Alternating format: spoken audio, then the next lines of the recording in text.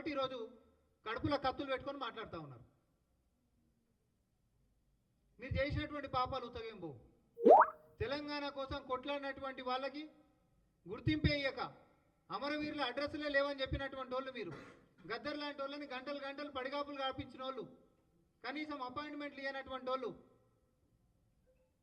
సబ్బండ వర్గాన్ని లాకప్ డెత్తులలో చంపించిన వాళ్ళు కనీసం ప్రశ్నిస్తాము లేకపోతే ప్రశ్నించేటటువంటి హక్కుని తీసేసినటువంటి వాళ్ళు మీకు ఈరోజు తెలంగాణ గురించి మాట్లాడేటటువంటి హక్కు ఉందా?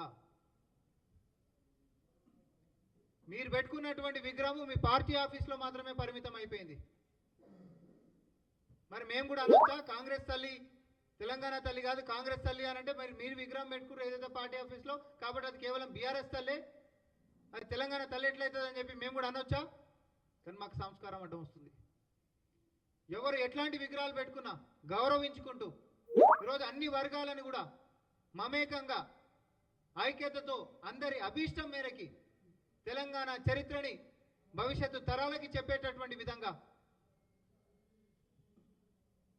నాటి చరిత్ర, మనం కన్నటువంటి కలలు, ఇంకా నెరవేర్చుకోవాల్సినటువంటి ఆకాంక్షలు, మన నెత్తి మీద ఉన్నటువంటి బాధ్యతలు అన్నీ కూడా తెలంగాణ తల్లి రూపంలో చూసినప్పుడల్లా చరిత్రను గుర్తు చేసుకుంటా మన బాధ్యతను కూడా మనం విస్మరించొద్దు అని చెప్పి ప్రభుత్వం లాంఛనంగా ఎన్ని మీరు ఏడుపులు ఏడ్చినా కూడా మరి తెలంగాణ తల్లి విగ్రహాన్ని మనం ఆవిష్కరించుకున్నాం. దీన్ని తెలంగాణ సమాజం మొత్తం స్వాగతిస్తుంది. కేవలం కల్వకుంట్ల కుటుంబము వాళ్ళ గడిలలో పనిచేసేటటువంటి కొంతమంది మాత్రమే వ్యతిరేకిస్తున్నారు. మాకేం ఇబ్బంది లేదు. మేము సంక్షేమం చేసినా, మేము ప్రగతి చేసినా, ఆఖరికి సెంటిమెంట్ విషయాలు ఏదైనా చేసినా కూడా ఏ ఒక్క దాంట్లోనైనా కలిసి మేము వస్తాం అనేటటువంటి పాపాన మీరు పోతలేరు. ఆఖరికి నిన్నటి అసెంబ్లీ సెషన్స్కి సంబంధించి అక్కడ జరిగింది ఏంటండి? అసెంబ్లీ సెషన్స్ ఎప్పటి నుంచి పెట్టుకుందాము, ఎంత సమయం పెట్టుకుందాము, ఎన్ని రోజులు పెట్టుకుందాం అనేటటువంటి దాని మీద చర్చ జరుగుతుంది. ఆ చర్చలో దయచేసి మీరు పాల్గొనాలి అని చెప్పి ప్రతిపక్ష నాయకుడు అయినటువంటి కేసీఆర్ గారి ఇంటికి పోయి మరి మంత్రి, ఇంకొక మంత్రి స్థాయిలో ఉంటున్నటువంటి వ్యక్తి పోయి పర్సనల్గా ఆహ్వానించారు. ఈ సంస్కృతి గతంలో ఎప్పుడూ లేదు. కానీ ప్రజాప్రభుత్వం వచ్చిన తర్వాత మేము మొండి వైఖరితోనో ఒంటెద్దు పోకడతోనో ఇది పోయేటటువంటిది కాదు. తెలంగాణ ఆకాంక్షలు నెరవేర్చుకోవాలి, తెలంగాణలో ఉంటున్నటువంటి సమస్యలకి పరిష్కారం వెతుక్కోవాలి, సభ సాఫీగా జరగాలి, పారదర్శకంగా మా పరిపాలనని ప్రజల్లోకి చెప్పడానికి మాకు ధైర్యంగా ఉంది. ఎస్, మావేమన్నా లోపాలు ఉంటే కూడా అదే సభలకు మీరు వచ్చి మమ్మల్ని ప్రశ్నించండి, కానీ రండి సభకి అంటే గవేవో టీ షర్ట్లు వేసుకొని వచ్చారు, హైడ్రామా క్రియేట్ చేసారు, డౌన్ డౌన్ అని అన్నారు. లేదు స్పీకర్ వారు మమ్మల్ని ఏమో అంటారు కాబట్టి మేము బాయ్కాట్ చేస్తున్నామంటారు. మీరేందో, మీ వేషాలేందో, మీ డ్రామాలేందో, పొద్దునోటి సాయంత్రం ఒకటి మీరు మార్చేటటువంటి మాటలేందో తెలంగాణ సర్వసభ్య సమాజం అన్నీ గమనిస్తూ ఉంది. గతంలో ఇదే కేసీఆర్ చెప్పిండు, ఒక రాష్ట్రంలో పాలకుల పక్షం ఉంటున్నటువంటి మంత్రులు పోయి ప్రతిపక్ష నాయకులు ఇంటికాడ కూడా భోజనం చేసి వచ్చేది. అట్లాంటి సంస్కృతి ఉండాలని చెప్పి ఆకాంక్షించినటువంటి నువ్వే మరి ఇంటికాడికి వచ్చి కూడా నువ్వు ఎప్పుడు చేయలేదనుకో, అది వేరే సంగతి. నీ ఇంటికాడికి వచ్చి కూడా ఆహ్వానిస్తే కూడా మరి మీరు వచ్చేటటువంటి పరిస్థితి దేనికోసం లేదో చెప్పాలి. మేము బాజప్తా ప్రజాపాలన చేస్తున్నాం, పారదర్శకంగా ఉంటున్నాం, ప్రజల గురించే కొట్లాడుతున్నాం. కాబట్టి మేము చేసే ప్రతిది కూడా ప్రజలకు చెప్పుడే కాదు, ప్రతిపక్ష నాయకుడిని ఇంటికాడ దాకా కూడా వచ్చి మరి మేము పిలిచేటటువంటి దమ్ము ధైర్యం కాంగ్రెస్ పార్టీకి, ప్రజా ప్రభుత్వానికి ఉంది. మేము అన్ని తప్పులు చేస్తున్నామని చెప్పి పొద్దున్న నుంచి సాయంత్రం దాకా ఊదరగొట్టేటటువంటి నీ చుట్టుముట్టు ఒక రెండు ఛానల్ పెట్టుకొని మాట్లాడేటటువంటి వాళ్ళు మరి వచ్చి నిజాలు మాట్లాడడానికి దమ్ము ధైర్యం ఎందుకు లేదని అంటా ఉన్నా, డ్రామాలు ఎందుకు చేస్తున్నారని చెప్పి అంటా ఉన్నా. కేటీఆర్ చేస్తున్నటువంటి ప్రతి వ్యాఖ్యకి కుంగిపోయేది కేసీఆర్ అని నేను చెప్తున్నా. ఎందుకంటే ఆయన ఏం మాట్లాడుతాడో ఆయనకే తెలియదు. ఆయన మాట్లాడుతున్నామని అలా ఏం ఆపాదించి మాట్లాడినట్టే ఉంటాయి. ఎవడన్నా మారుస్తాడా? తల్లిని మారుస్తారా? లేకపోతే ఇట్లా చేస్తారా, అట్లా చేస్తారా? నిన్న ఒకటి మాట్లాడుతావు, ఈరోజు ఒకటి మాట్లాడుతావు, రేపు ఒకటి మాట్లాడుతావు. నీది ఏమవుతుందో, నీ దిమాగ్లో ఏం తిరుగుతుందో. మొన్ననే వెల్నెస్ సెంటర్కి పోయి వచ్చినావు, కానీ ఆడికి పోయి పిచ్చెత్తుకొని వచ్చినట్టు కనిపిస్తుంది మాకైతే. ఫ్రస్ట్రేషన్ ఎందుకు? మీ ఆరోగ్యం కూడా మంచి కాపాడుకోవాలి. మా ప్రజా పరిపాలనలో ప్రతిపక్ష నాయకుల ఆరోగ్యం కూడా బాగుండాలనే కోరుకుంటాం మేము. మీరు బాగుండాలి, ఆరోగ్యం కాపాడుకోవాలి, చట్టసభలకు రావాలి, మీరు ప్రజల తరపున ఏమైనా ఉంటే కొట్లాడాలి. అంతే తప్ప డ్రామాలు చేసుకుంటా నీ ఆరోగ్యాన్ని కూడా ఎందుకు ఖరాబ్ చేసుకుంటావు కేటీఆర్? దయచేసి పిచ్చి పిచ్చి వ్యాఖ్యలు చేయొద్దు. ముఖ్యమంత్రి గారిని ఉద్దేశించి కూడా నోటికి వచ్చినట్టు మాట్లాడుకోరని పదే పదే మేము చెప్తా ఉన్నాం. మేము అడిగినప్పుడల్లా మాకేమో మా అధిష్టానంకేమో సహనం పాటించండి, సహనం పాటించండి, సహనం పాటించండి అని అంటారు. నిజంగానే ఎందుకు సహనం పాటించమన్నారో మాకు ఇప్పుడు అర్థమవుతుంది. ఎందుకంటే ప్రజలే చూసుకుంటారు కాబట్టి. అవతలవాడు పిచ్చివాటి అరుస్తూ ఉన్నాడు, మీరు పెద్దగా పట్టించుకోవాల్సినటువంటి అవసరం లేదని. నిజంగానే మాకు ఏమైనా తప్పు ఉంటే సాహిత్యకంగా ఒక కన్స్ట్రక్టివ్ క్రిటిసిజం చేస్తే మేము దాని జవాబులు చెప్తాం. మరి మీరు చేసిందే లేదా? మీరు ఒక్కటి మాత్రం చాలా స్పష్టంగా చెప్తా ఉన్నాం.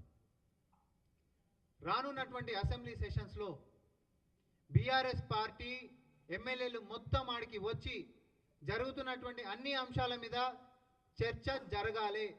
దానికి మేము ఆహ్వానం కూడా చేసినాం. మీరు దొంగచాటుగా తప్పించుకొని పోతామన్నా, లేకపోతే మా కాడేమో బట్టగాల్చి మీద వేస్తే వీళ్ళేమో మళ్ళీ నిజాలతోటి తిప్పికొడుతున్నారు అనేటటువంటి భయం మీకున్నా, కానీ తప్పదు, ఏం చేస్తాం మరి? మీరు ఎంచుకున్నటువంటి దారి అది దుర్మార్గము, అబద్ధాలు, దుష్ప్రచారాలు. మేము ఎంచుకున్నటువంటి మార్గం ఇది ధర్మము, ప్రజాపాలన, పారదర్శకత. మీరు రాంగ్ సైడ్ ఉన్నారు. ఇప్పటికైనా సరిదిద్దుకోరు మీ తప్పులేమని ఉంటే.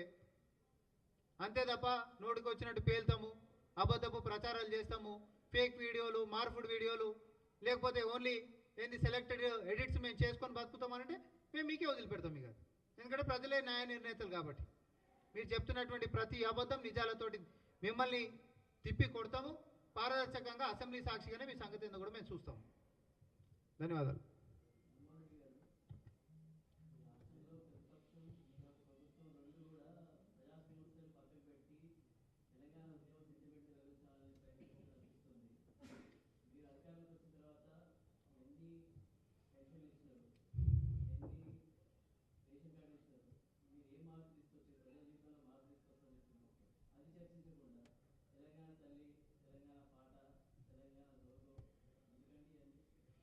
ఇప్పుడు మీరు చెప్పినటువంటి అంశాలన్నీ కూడా చర్చించనీకనే కదా వాళ్ళని అసెంబ్లీకి రమ్మంటున్నాము. అసెంబ్లీ సెషన్స్లలో జరిగేటటువంటి చర్చనే దాని మీద. నిజంగానే మేము చేసినామా చేయలేదా, మీరు అడిగినటువంటి ప్రశ్నలు భాజపా ప్రతిపక్ష నాయకులు వచ్చి ఆడ అడుగుమని చెప్తున్నాం. ఉత్తర తెలంగాణ సింగరేణి కార్మికుల నుంచి మొదలు పెట్టుకుంటే హైదరాబాద్ ప్రకృతి సాక్షిగా అది మూసి ప్రక్షాళన అయినా, లేకపోతే హైడ్రా అయినా, లేకపోతే అంతరించిపోయినటువంటి పక్షులు తిరిగి వస్తున్నటువంటి సందర్భాల గురించి లెక్క పెట్టుకుంటే దక్షిణ Telangana Kodangal lift irrigation project దాకా కాంగ్రెస్ ప్రజా పరిపాలన మేము చేస్తున్నామా లేదా మాకు చెప్పే దమ్ము ధైర్యం ఉంది. మీరు ఏదైనా అడుగుండని మేము అంటున్నాం. చట్టసభలకు రండి, వచ్చి అడుగుండ్రి. మీరు ఇది చేస్తామన్నారు, ఇది ఎందుకు చేయలేదని చెప్పి అడగండి. ఈరోజు ఇప్పుడు వాళ్ళ లెక్క పాలాభిషేకాలు అంటే ఎరువులు మొత్తం ఫ్రీ అని చెప్పి పాలాభిషేకాలు చేయించుకొని తర్వాత తెడ్డు చూపించినటువంటి ప్రభుత్వం కాదు మాది. మేము సంక్షేమం అనేది ఏదైనా చెప్పినాం అనుకో, చేసిన తర్వాత మాకు పాలాభిషేకాలు చేస్తూ ఉన్నారు. కొలువులు మేము ఇచ్చిన తర్వాత మాకు పాలాభిషేకాలు చేస్తూ ఉన్నారు.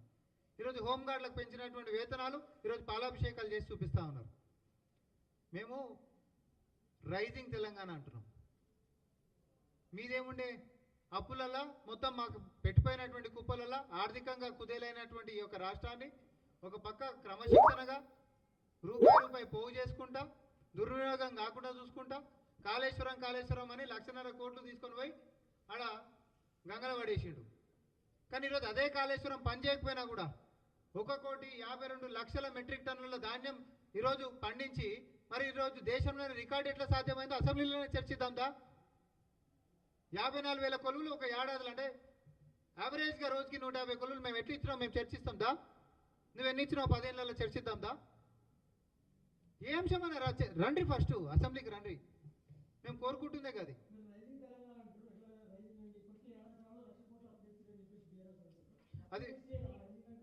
అది బీఆర్ఎస్ పార్టీ చెప్తుంది కాబట్టి మీరు ఒకటే విషయం, రైజింగ్ తెలంగాణ అంటే ఏ సెక్టార్ తీసుకుందామో మీరు చెప్పుర్రి.